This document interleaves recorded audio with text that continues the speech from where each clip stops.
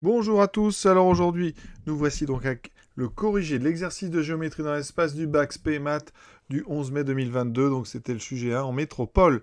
Donc un exercice pas si simple que ça parce qu'on n'a pas de figure déjà, donc il va falloir la faire nous-mêmes. Et comme ça va vous apprendre finalement à faire une figure parce que c'est quand même très utile quand elle n'est pas donnée.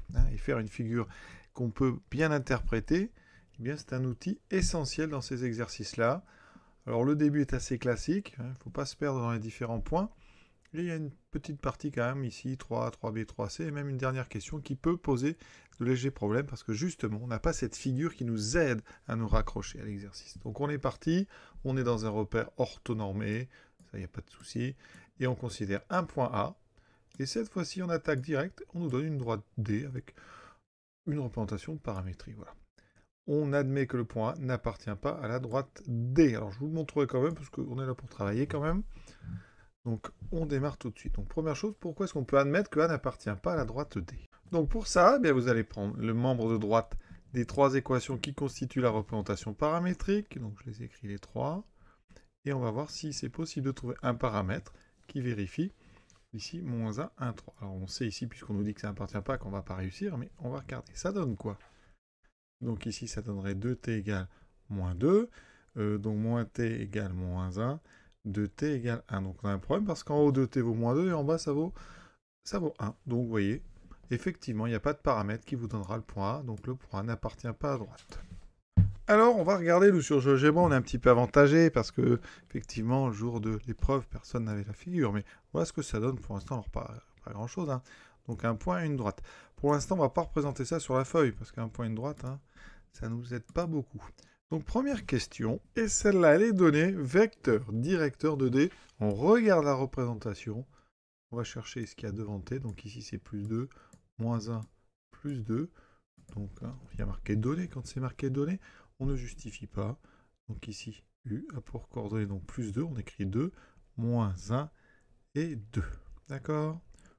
Deuxième question. Montrer que B appartient à la droite D. Donc tout à l'heure, je vous ai montré que A n'appartenait pas. Bien là, c'est la même idée. On va donc résoudre 1 plus 2t égale moins 1. 2 moins t égale 3. Et 2 plus 2t égale 0. Donc ça fait 2t égale moins 2, je vais doucement, moins t égale 1, 2t égale moins 2. Vous voyez bien donc chacune des trois, ça va me donner t égale moins 1. D'accord? Et effectivement, moins 2 sur 2, ça fait bien moins 1. Donc, effectivement, B est le point de la droite D qui correspond au paramètre, à la valeur du paramètre t égale 1. T égale moins 1. D'accord? Donc, B appartient bien à la droite D. Sur GeoGebra, ça donne ceci. Encore une fois, là, on ne peut toujours pas représenter ça sur notre copie. Question C, calcule un produit scalaire. C'est pas bien dur non plus. Donc ici, AB. Alors, on va mettre coordonnées de B moins coordonnées de A. J'écris les coordonnées de B. On va aller doucement, c'est pas la peine de se tromper ici. Ensuite, on met moins et on met les coordonnées de A. On fait très attention. Dans A, il y a moins 1 ici, d'accord? Donc, je vais mettre deux étapes. Sur votre copie, il faut en mettre qu'une seule. Vous voyez, AB, c'est en fait moins 1 plus 1. Moins 1 plus 1, ça fait 0. Ici, ça fait 2. Ici, ça fait moins 3. Et on va faire le produit scalaire avec U. Donc, j'écris à côté les coordonnées de U. C'est plus simple. J'obtiens 2 fois 0, 0. Plus 2 fois moins 1, moins 2. Moins 3 fois 2, moins 6. J'obtiens moins 8. On note maintenant P, le plan passant par le point A. Donc, le point dont on a les coordonnées ici. Et ce plan est orthogonal à droite D, dont on a la représentation. On appelle H le point d'intersection de P et de D. Ainsi, effectivement, H est le projeté orthogonal de A sur D. Voilà. Donc là, je peux faire déjà une petite figure.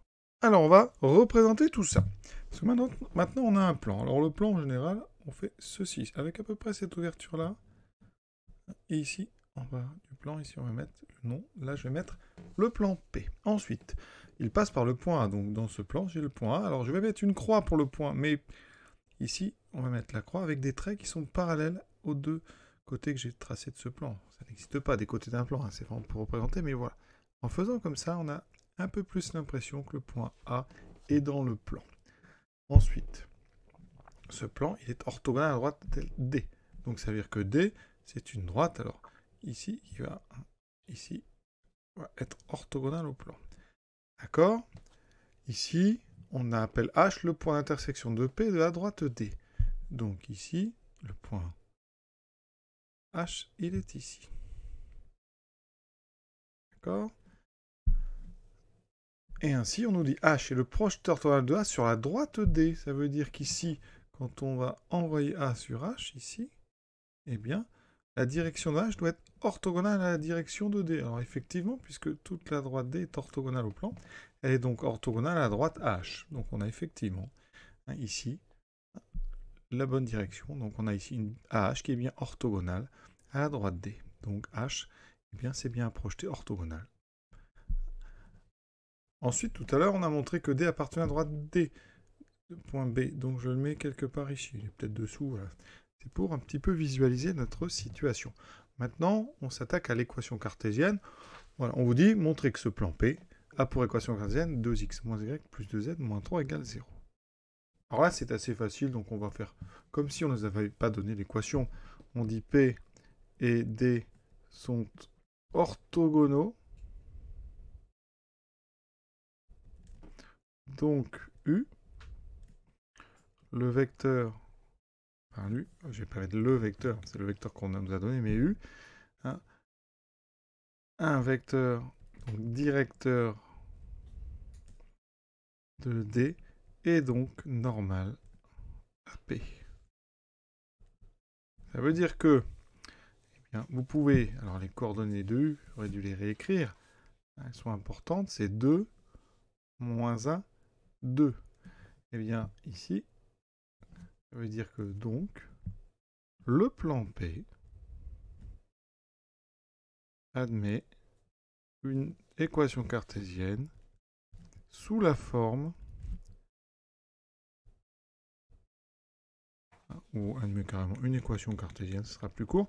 Donc 2x moins 1y, donc moins y plus 2z. Par contre, ici pour l'instant, plus d égale 0. Avec d, un nombre réel qu'on va déterminer comment? Avec un point du plan. Le point A, coordonnée moins 1, 1, 3, appartient à P. Donc ça veut dire qu'ici, quand vous allez remplacer dans l'équation, par les coordonnées du point, ça va donner une égalité. Donc ça fait 2 fois moins 1, donc moins 2. Moins y, donc moins 1. Plus 2 fois 3, 6. Plus d égale 0. Ça donne donc d égale, alors, moins 3. Donc, P, 2 points, admet pour équation 2x moins y plus 2z moins 3 égale 0. Ça, on va dire que c'est la façon la plus simple de rédiger les choses. Autre façon de faire, vous allez dire soit, alors il faut donner un autre nom, pi, hein, le plan, donc 2x moins y, enfin le plan d'équation, celle qu'on vous donne. On ne sait pas encore que c'est p. Les coefficients de x, y, z, c'est 2 moins 1, 2. Hein, u, de coordonnées, donc 2 moins 1, 2, est normal à pi. Entre parenthèses, si vous avez un doute pour qu'on ne comprenne pas, vous dites coefficient, donc de x, y et z. Ensuite, on calcule 2xa moins ya plus 2za moins 3. Ça fait donc, on vient de le faire, hein, mais on le refait, moins 2, moins 1, plus 6, moins 3 égale 0. Donc, A appartient au plan pi. Donc, ce plan pi, il a bien le bon vecteur normal, donc il est orthogonal à D, il passe par A, donc le plan pi est donc le plan P. D'accord? Maintenant, on déduire les coordonnées du point H. Alors H égale P inter D. Donc, on résout un système composé de l'équation cartésienne du plan et des trois équations composant la représentation paramétrique de la droite. Donc on a ici 4 inconnus, x, y, z et t. On va faire comme on fait à chaque fois, on injecte x, y et z ici dans l'équation cartésienne. Donc ça, il faut le faire à côté parce que sinon ça fait beaucoup. Donc on résout 2x, donc ça fait 2 fois 1 plus 2t, moins y, donc moins 2 moins t, plus 2 fois z, donc 2 plus 2t, moins 3 égale 0. On résout ça calmement. 4 plus 1, 5t. 5 et 4, 9t. Ensuite, 2 moins 2, 0. Plus 4 moins 3, ça fait 1. 9t égale moins 1. Donc t égale moins 1 neuvième. On remplace dans notre système hein, et on obtient donc x égale 1 plus 2. Donc 1 moins 2 sur 9, ça fait 9 moins 2, 7 neuvième. Y égale 2 moins 1 neuvième, donc 2 plus 1 neuvième. 18 et 1, 19 neuvième. Pour l'instant, c'est ce qu'on voulait, c'est parfait. Et ensuite, 2 plus 2t, donc 2 moins 2 neuvième. 18 moins 2, 16 neuvième. Donc effectivement, H a bien les bonnes coordonnées, c'est-à-dire 7 neuvième, 19 neuvième, 16 neuvième. Alors, sur GeoGebra, donc, ici, voici le plan. Donc, on va regarder un petit peu ce que ça donne. Le point A est dedans. On a la droite ici, orthogonale. Alors, je n'ai pas représenté le vecteur U, mais je vais vous montrer quand même où il est. Voici, il est là. Orthogonale. Ensuite, mon point H. Voici les coordonnées sur GeoGebra correspondent. Alors, elles sont arrondies. Hein. D'accord. Si vous regardez, donc, le segment H, il est là. Il y a orthogonalité. Donc, pour l'instant, on est pas mal. Question suivante. Longueur H. Donc, pour ça, je passe par les coordonnées du vecteur H. Donc, coordonnées de H moins celles de A. Alors, on va aller doucement. 7 neuvième. Donc, quand vous n'avez pas trop de place sur une copie, pour les fractions, vous pouvez écrire ça comme ça. Si ça reste clair, c'est acceptable. Hein. Ça fait 7 neuvième moins 1 plus 1. 19 neuvième moins 1. 16 neuvième moins 3. Donc, ici, on fait les calculs. Ça fait 7 neuvième plus 9 neuvième, donc 16 neuvième. 19 neuvième moins 9 neuvième, ça fera donc 10 neuvième. Et ici, 16 neuvième moins 27 neuvième, ça fait moins 11 neuvième. Ça, c'est le coordonnées du vecteur. Hein. D'accord? Pour ceux qui ont un petit peu de mal ici, hein, j'ai transformé le 1, c'est 9 sur 9. Ici, 9 sur 9. Et le 3, j'ai mis 27 sur 9. D'accord? Alors, maintenant, on passe au calcul de donc la longueur H. Alors ça, c'est la formule, c'est racine carrée des coordonnées au carré. Donc on a 16 au carré sur 9 au carré. Donc 16 au carré, 256 sur 9 au carré. Plus 10 au carré, 100 sur 9 au carré. Plus moins 11 sur 9 au carré, donc le moins disparaît. 11 au carré, 121 sur 9 au carré. J'obtiens ici, donc tout est divisé par 9 au carré, 256 plus 100 plus 121. Ça me donne 477 et 477 divisé par 9, je vous dis, ça fait 53. Donc, j'obtiens donc H qui sera donc racine de 477. Alors, le 9 au carré sort. Ensuite, 477, je vous dis, c'est 9 fois 53. Donc là, j'ai un 3 qui va sortir. Donc 3 racines de 53 sur 9. On simplifie par 3 racines de 53 sur 3. J'aurais pu faire un tout petit peu autrement, je vous montre. Ici, avant de sortir le 9 au carré, j'aurais pu dire 477, donc c'est 9 fois 53 sur 9 au carré. Je simplifie, vous voyez. Ici, ça aurait fait racine de 53 sur racine de 9, donc sur 3. Voilà ce qu'on trouve pour la valeur exacte de AH. Alors, on va aller regarder sur GeoGebra. Je vais quand même regarder combien vaut racine donc de 53 sur 3, donc squared 53 divisé par 3. Et la longueur H, hein, ici, donc de 43, effectivement, hein, c'est la bonne. Hein, on a bien la valeur approchée donnée par GeoGebra qui coïncide avec racine de 53 sur 3. Troisième question, on se propose maintenant de retrouver les coordonnées de H, hein, je les laisse ici pour qu'on puisse comparer, hein, par une autre méthode. Et on rappelle que B appartient à D, on l'a montré tout à l'heure, et que U est un vecteur directeur de la droite D. Justifier qu'il existe un nombre réel K tel que HB égale K fois U. Alors, ce qu'on remarque, c'est que H appartient à D, puisque c'est le projeté donc, de A sur D, hein, car c'est le projeté de A sur justement D. Ensuite, on a dit que B appartenait à D, donc ces deux choses-là, le vecteur HB est un vecteur directeur de D. C'est un vecteur non nul. Hein, d'accord. Et donc, Comme U est aussi un vecteur directeur, donc U et HB sont deux vecteurs directeurs de D. Ils sont donc collinaires. Comme ce sont des vecteurs directs, ils sont donc collinaires non nuls. Ça veut dire que leurs coordonnées sont proportionnelles avec un coefficient qui n'est pas nul. Donc, leurs coordonnées sont proportionnelles. Et donc, il existe un nombre K appartenant à donc, R tel que le vecteur HB, c'est un multiple de U. Collinarité de deux vecteurs non nul, c'est qu'ils sont multiples l'un de l'autre. Sur GeoGebra, vous voyez, j'avais mis un représentant de n tout à l'heure, et HB, vous voyez, il est dans l'autre sens ici. Hein.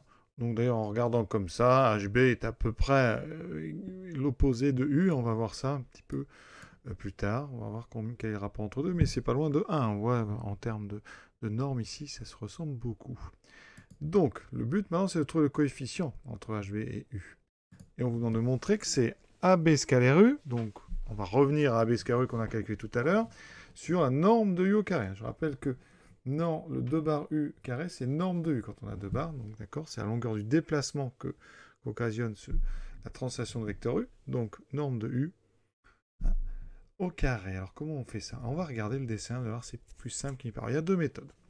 La première méthode, bien, on va regarder un petit peu ce qu'on a là. On a AB scalaire U, donc on va essayer d'y revenir parce que on va partir donc de AB scalaire U qui est présent dans le résultat. Sur le dessin, AB scalaire U, regardez, c'est là l'avantage d'avoir une figure. Donc je vais... AB est là. D'accord. Le vecteur U, je vais le représenter. Il est ici. Alors, je ne sais pas exactement dans quel sens il est. Alors, sur mon dessin, il est vers le bas. Mais vous ne le savez pas à l'avance. Donc là, je vais le faire vers le bas. Mais a priori, vous ne savez pas s'il est vers le bas ou vers le haut par rapport à HB. Donc, imaginez que c'est U. Quand on fait AB scalaire U, eh bien, on peut utiliser la relation de Chasles. C'est-à-dire que au lieu d'aller de A à B direct, on va passer par le point H. Donc, on va faire AB, c'est AH plus HB. Vous allez voir pourquoi on fait ça. Parce qu'après, on peut, ici, linéarité du produit scalaire, ça fait, on développe AH scalaire U plus HB scalaire U. Alors, AH est orthogonal à D. Là, il y a un angle droit, d'accord? Donc, ici, H et U sont orthogonaux, parce que H est projeté de A sur la droite D, donc sont orthogonaux. Donc, première chose, AH scalaire U vaut 0. On a donc HB scalaire U. Alors, HB, on vient de me dire que c'était K fois U. HB scalaire U, c'est donc, d'après la question là, KU scalaire U. Par linéarité, on peut mettre le K dehors, ça fait K fois U scalaire U. Et U scalaire U, eh bien c'est justement la norme de U au carré. D'accord? Donc, si on met tout ça ensemble, il me reste AB scalaire U égale à K fois norme de U au carré. Comme U n'est pas nul, ça veut dire que K est bien égal à AB scalaire U sur norme de U au carré. Donc voici une démonstration qui utilise la relation de Chasles, c'est-à-dire qu'on décompose le vecteur AB en une somme de deux vecteurs orthogonaux. C'est ça l'intérêt, c'est d'utiliser cet angle droit ici, entre la droite H et la droite D, parce qu'elles se coupent, elles sont vraiment perpendiculaires. Après, il y a une autre façon de faire. Ici, juste le début du produit scalaire, vous avez H, vous avez un premier vecteur ici, donc qui est mon vecteur.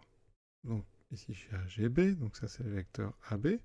Et j'ai un vecteur U qui est quelque part sur ma droite, donc que je représente quelque part ici. Et on a vu, quand on veut faire un produit scalaire de vecteurs, on peut projeter l'un sur une direction portée par l'autre. Donc en fait, on projette A sur la droite D. On obtient, donc évidemment, c'est le point H. Ensuite, on projette B sur D. On obtient Eh bien B, puisque B est déjà sur H. Donc, par projection, le produit scalaire AB U, je projette donc AB sur U, parce que de toute façon, vous pouvez même dire c'est U AB, et on projette donc AB sur U, ça va me donner HB. Donc c'est U scalaire HB. D'accord? Et là, vous utilisez ce qu'on vient de dire. Ça fait U scalaire KU. Donc K fois U scalaire U. Donc K norme de U au carré. Voilà, ça évite juste de faire la relation de Schall. Hein. On utilise les propriétés. Pour calculer un produit scalaire, on projette l'un des vecteurs sur une droite qui porte l'autre. C'est un point de détail. Moi, je suis parti du résultat AB scalaire U. On aurait pu partir de ce qu'on venait de faire. HB égale KU. Dans ce cas, c'est HB que je transforme. Ça équivaut. Ou on peut mettre même donc, hein, c'est pas grave. Là, on va raisonner comme ça. Donc, HA plus AB est égal à KU. Et on va faire le produit scalaire. Hein, donc, avec U. Donc, HA plus AB scalaire U vaut donc K fois le carré scalaire de U, donc la norme carré. Et là, en développant, ben vous voyez, HA scalaire U, ça fera 0. Il me reste AB scalaire U égale K fois norme de U au carré. Donc c'est la même chose vraiment, mais avec un point de départ un petit peu différent. Et là, une question qui est sympa, parce qu'on va retrouver les coordonnées des points H, donc si on y arrive, on est quand même content. Calculer H, K. Donc K, c'est AB scalaire U. AB scalaire U, on l'a déjà fait au début, c'était moins 8. D'accord? Moins 8 sur la norme de U au carré. Alors, comment calcule-t-on la norme de U? U a pour coordonnées 2, moins 1, 2. J'ai encore en haut à droite. Donc la norme de U, c'est la longueur du déplacement. Donc c'est la même chose que quand on calcule une longueur. Donc 2 au carré 4, moins 1 au carré 1. 4 racine de 9, ça fait 3. Donc ça fait moins 8 sur, attention 3 au carré, moins 8 sur 9. Conclusion de ça, HB. Alors HB, je vais mettre ses coordonnées. Donc B, je les ai ici, moins 1, 3, 0. Donc je mets moins 1, 3, 0. Moins les coordonnées de H. Alors je ne le connais pas encore. Donc ici, je vais mettre XH, YH, ZH. Voilà. Ça doit être égal à K fois le vecteur U. Donc les coordonnées du vecteur U.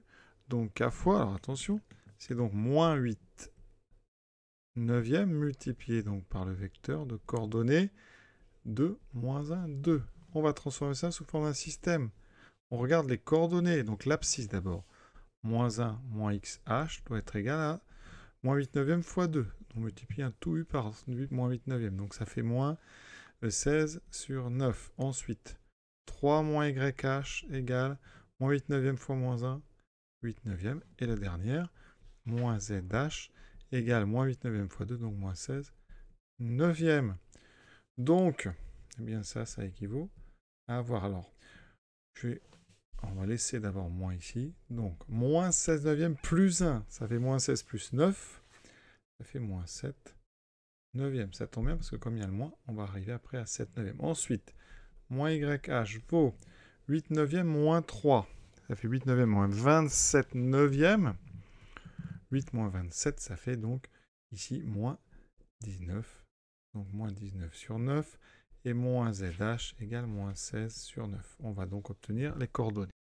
Et donc c'est équivalent à XH égale 7 sur 9. YH égale 19 sur 9. ZH égale 16 sur 9. C'est exactement ce qu'on avait trouvé tout à l'heure avec l'autre méthode. Donc c'est parfait.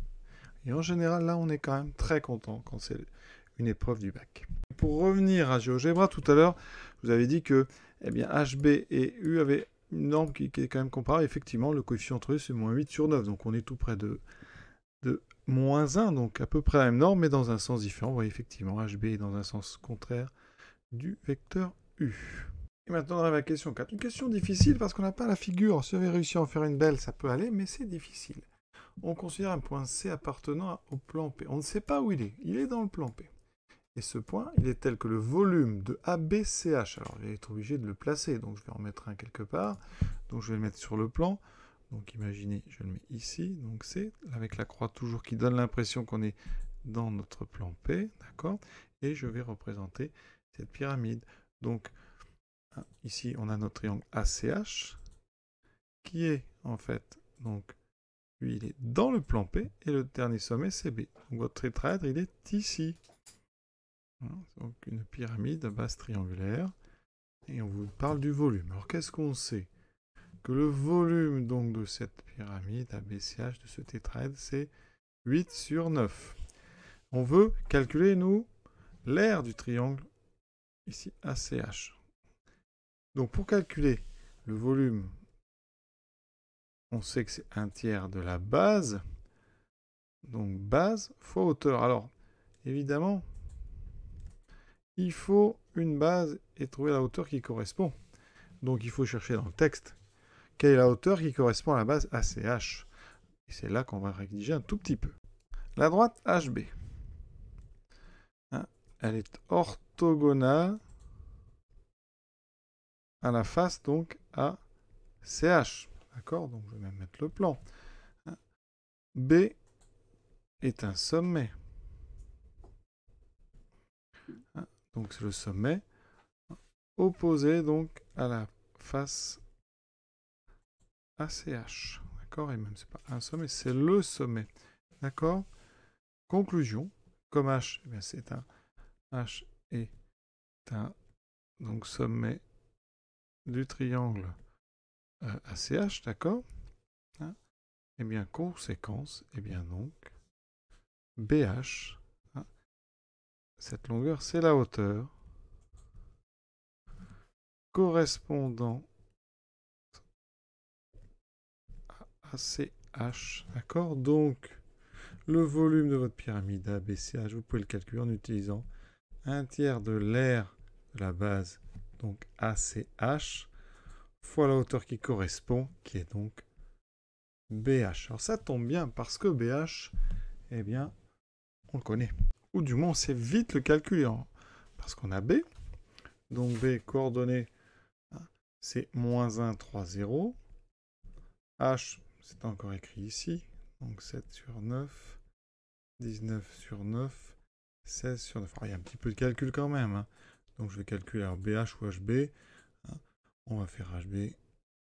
Donc on commence par B. -1, -7 neuvième.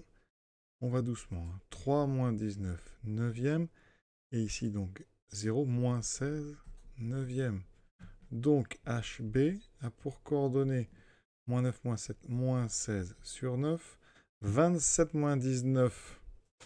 27 -19, ça fait 8 sur 9. Et ici, -16 sur 9. On utilise toujours la même formule. HB ou BH, c'est pareil, ça fera racine carrée de, donc 16 au carré, 256 sur 9 au carré, plus 64 sur 9 au carré, plus le carré de -16, encore 256 sur 9 au carré. Ça donne combien? Eh bien, ça donne racine de 576. Je vous laisse vérifier. Et 576, c'est le carré de 24. Donc ça fait racine de 24 au carré sur 9 au carré. Ça fait donc, eh bien, HB, 24 sur 9. On peut simplifier par 3, ça fait 8/3. HB vaut 8/3. Alors, je vais finir à droite. Donc, notre volume de AB, CH, c'est donc 1/3 fois l'aire qu'on cherche. L'aire, donc, de ACH fois BH, ou HB. D'accord, moi, j'ai calculé HB, mais c'est aussi BH, et ça fait 8/3. Et on vous dit que le volume vaut 8 neuvièmes. Donc là, je mets 8 neuvièmes. Donc, j'ai l'aire de ACH. Ici, j'ai 8 sur 9 qui est égal à 8 sur 9. On simplifie. Donc, l'aire de ACH est égal à 1, c'est-à-dire une unité d'air. D'accord? Parce qu'on a travaillé avec des coordonnées, donc une unité d'air. On termine en regardant tout ça sur GeoGebra. Donc, ici, on va rajouter des choses. Alors, j'ai mis un point C ici. Alors, le point C, vous voyez, je l'ai mis dans le plan. Donc, je peux le bouger partout dans le plan. Voilà. À chaque fois que je le bouge, il reste dans le plan. Ensuite, la pyramide, on va la tracer. Alors, ça, c'est les côtés successifs. Voilà. Ici, la base. Et là, on a donc la pyramide qui est ici. Voilà. Alors, vous voyez, c'est un tétraèdre. Donc, ici, 4 faces triangulaires. B est en dehors. Voilà. Et vous avez donc votre face ici, ACH dessous. C'est l'aire qu'on cherche. Et donc, on va se placer relativement à cette base. Donc ici, cet angle, cette orthogonalité de la droite avec le plan, eh bien, elle nous sert parce que quand on considère donc la base ici à CH, eh bien, la hauteur correspondante, vous voyez, c'est BH. Hein. Et effectivement, quand on demande eh bien, ici de calculer l'aire de ACH, eh bien, ça fait bien 1. À condition, bien sûr, de respecter la condition du texte, c'est que le volume ici de notre tétraèdre soit de 8 sur 9. Alors 8 sur 9, je l'ai calculé, c'est 0,89. Donc, mon volume, vous voyez, le volume, il est ici, je crois, pyramide, voilà, c'est celle-ci. Donc ici, il faudrait que j'ai un volume de 8,89. Donc je vais bouger le point C pour que le volume soit ce qu'il faut. Donc je bouge le point C. Donc je vais tourner un petit peu pour voir comment il bouge. Voilà, donc je vais prendre le point C. Et on va le bouger de façon à ce que le volume qui est écrit ici, A égale quelque chose, soit marqué à 0,89.